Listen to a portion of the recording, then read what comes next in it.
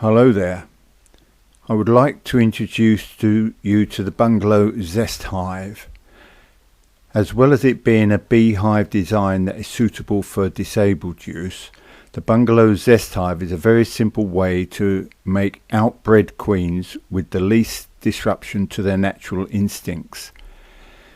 The ZEST Queen Out Breeding system using Bungalow ZEST hives and the Cloak system is a better system than any other, we claim.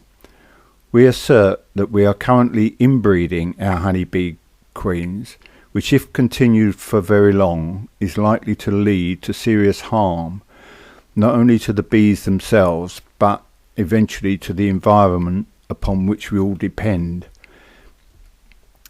The standard commercial bee breeding management system, using genter cages, sable-haired grafting brush, and artificial insemination equipment, is an assembly of inbreeding devices which reduce the size and quality of the gene pool.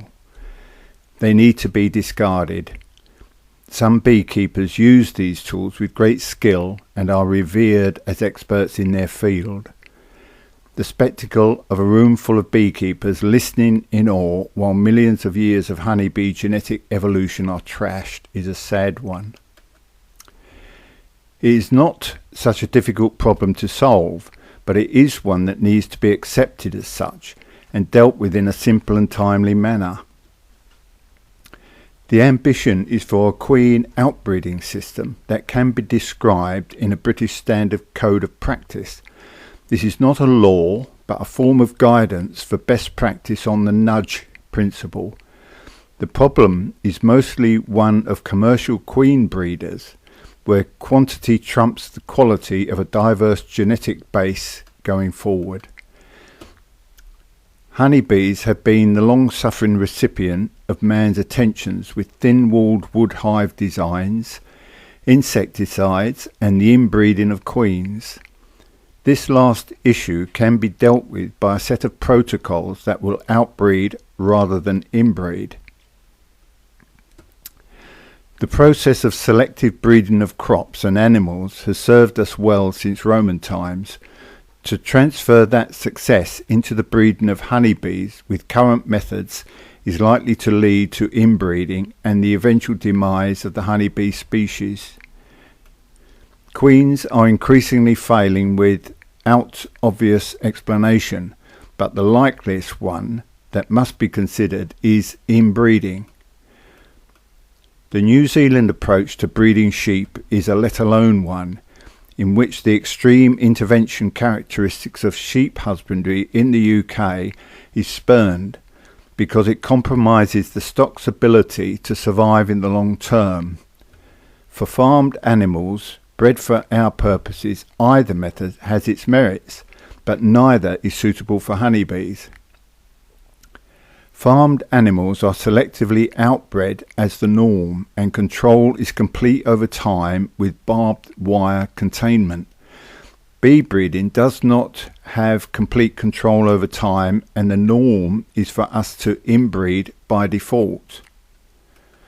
All the queens in an apiary may be sisters, and most of the drones born there are their nephews.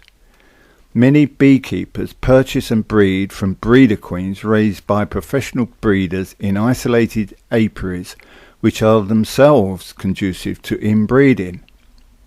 They may take a best mother queen and make, say, 100 daughter queens from her. These daughters are then distributed to local breeders, who may make a further 100 granddaughters from each of those daughters. This makes 10,000 granddaughters of minimum genetic variation loose on the planet. The queens are selected for such qualities as temper, brood pattern, honey gathering and a reluctance to swarm, not for genetic diversity. There is a tendency for all creatures to breed out rather than in to achieve hybrid vigour or heterosis. This strengthens the gene pool, but it is being confounded by us. The system that honeybees have evolved to perpetrate their species successfully is one that has every queen superseded linearly by its daughter, or at the most by several daughters if swarming. When we breed from chosen for qualities queens in isolated apiaries, it is both deeply incestuous and only one step away from cloning on the matrilineal line.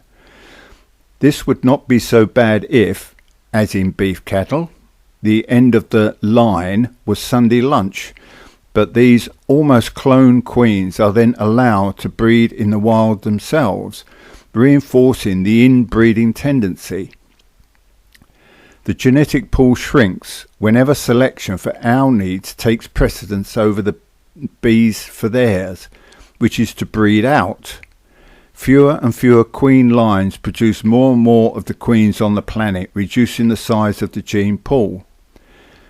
A high gene recombination rate of 20 times more in honeybee drones than in humans has so far been on the side of diversity, despite humanity's best efforts to confound it. There are reasonable grounds to assume that a reduction in genetic diversity will compromise the viability and survival of the honeybee. Furthermore, professionally reared and sold queen bees are artificially inseminated. These queens generally only last a year, whereas 3 years is common when the queen is open mated. Drones are selected for artificial insemination by breeders at random, not for the drone's strength, commitment, and chosen by the queen. How can we be sure that the few drones that we milk for sperm with AI would have been the queen's choice? Just because we can catch them does not mean that they are the strongest and best and are not related to the queen, however distant. The author's experience of rearing queens from an expensive imported breeder queen in 2017 was seminal to understanding that we seem to have an inbreeding problem. 38 queen cells were raised in 4 batches and distributed into mini-nukes for hatching and mating. 2 of these did not hatch. 16 of those that did hatch just disappeared. 5 were seen to have the right back rear leg deformed to a stump, and 1 had both of them so. They could not fly and be mated. Those queens that did become mated disappeared when introduced into production colonies. Some of those colonies made their own queens and others did not. The worker bee showed signs of aggression towards all the queens. We have feral colonies that somehow always seem to survive, thrive, collect lots of honey but are aggressive. We have an international industry tirelessly churning out queens from a small base that have been selected for qualities such as a quiet temperament but are always in danger of inbreeding, and indeed is a sign of it. North Carolina State University carried out some research in 2013 that is worth referring to. It concluded that genetic diversity is the key to survival of honeybee colonies, and which was published in Science Daily on the 17th of June 2013.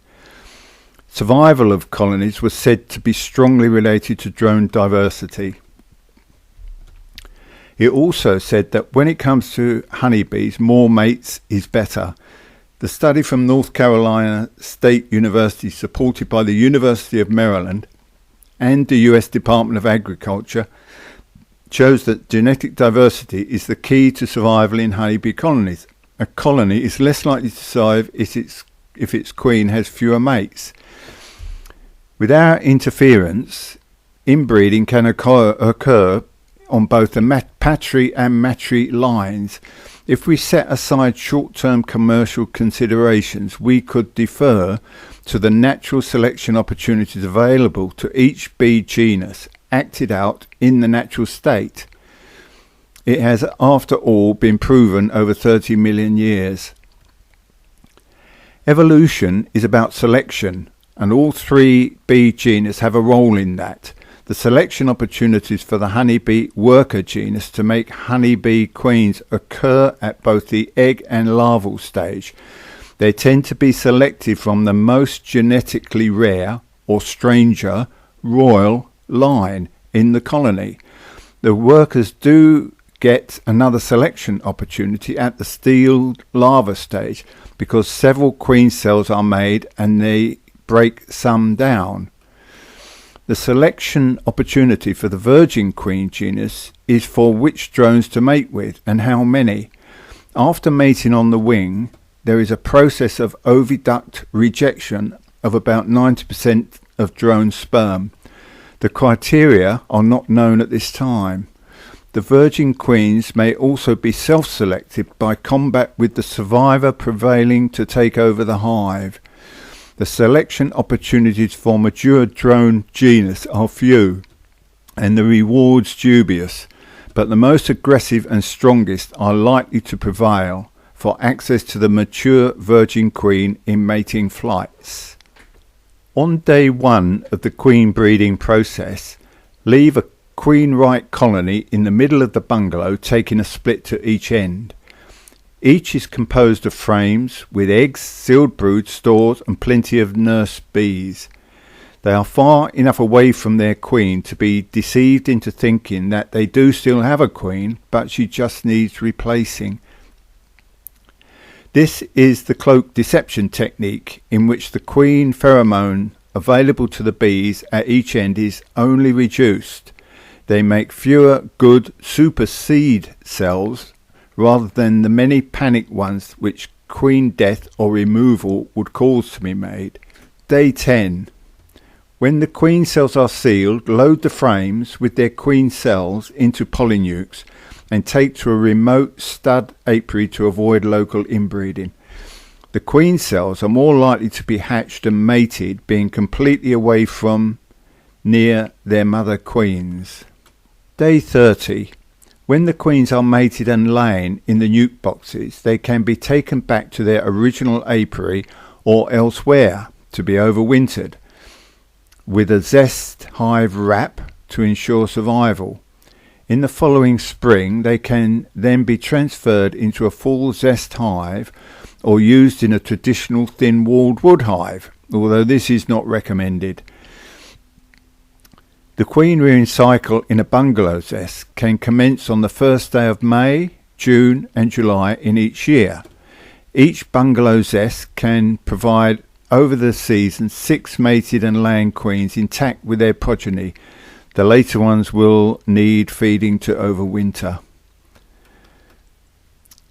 This is all an efficient queen breeding method that is based on a human honeybee symbiotic relationship that is not exploitive, does more with less material, time and effort, and does not take production hives out of use. It provides new queens in colonies on demand without the prospect of inbreeding. It gives detailed positive selection criteria to the bees, but negative matters such as bad temper, disease and low fertility resting with the beekeeper on a cull basis. Honeybees left to their own devices will select eggs, larvae and pupa to become queens and drones to become fathers. The strongest and fittest drones only get to mate naturally with the queen, but let us not forget that breeding females of any species choose their mating partners if they are allowed to. There is a place for us in honeybee breeding as long as it can be described as symbiotic and on behalf of the honeybee genetic diversity. In summary, a British Standard Code of Practice needs to include 1. No more than 6 queens to be bred from any queen. 2. Deploy the cloak deception system to make 2 nukes of frames comprising stores, eggs, sealed and open brood and plenty of nurse bees. 3. Cull queens only if failing, diseased or heading a bad-tempered colony. 4. Allow the bees to make their own comb. Do not use wax foundation. 5. Do not use genter cages, grafting tools, brushes or artificial insemination. 6. Take unhatched virgin queen cells and their stock to remote stud apiaries. Such a British Standard Code of Practice would go a long way to ensure that our custody of honeybees is at worst supine and at best supportive of honeybees. In the meantime, you may wish to prove that the system works to your own satisfaction. Give it a try. If you have standard wood brood frames with bees on them, you just need the insulation blocks to try it. Thank you very much for listening.